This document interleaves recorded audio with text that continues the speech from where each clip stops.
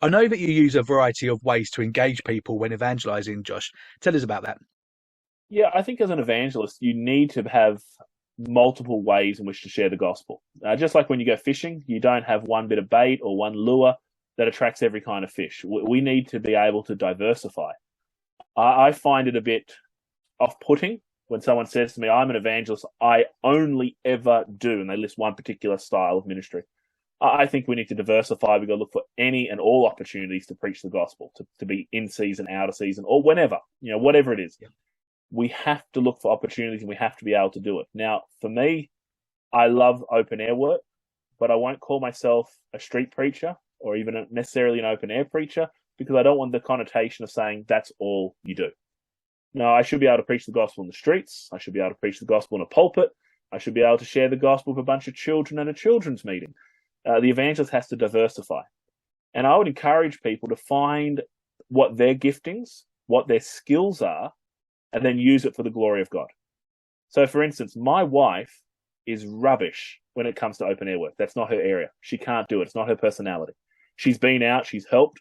She can't do what I do in that sense. But she's brilliant with working with young ladies, working with single mothers, working with women who are in need, those who have crisis pregnancy issues.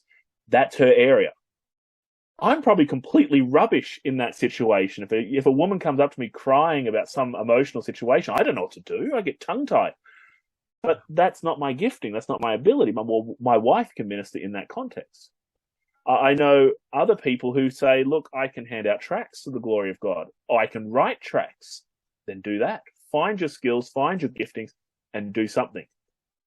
Charles Spurgeon actually gave this wonderful piece of advice when it comes to evangelism. And I'd encourage everyone watching or listening to take note of this. If you've got a pen and paper, write this down. This advice from Spurgeon is absolutely brilliant. You want to get it tattooed on you somewhere. This is how important what Spurgeon said. This is how he said you should evangelize. He said, do something, do something, do something. It's that simple, really. Just find something and do it. Right. Find your giftings, find your abilities, and use it for the glory of God. Now, there's many ways to go out and evangelize. Door-to-door, tracts, open air, gospel meetings, sharing the gospel over a cup of coffee. There's no end of ways to share the gospel. If it's not sinful, do it. Use whatever you can, as long as it's not sinful, to share Christ. Now, if it's sinful, don't do it. So I've seen people vandalize and put Bible verses up in spray paint on walls.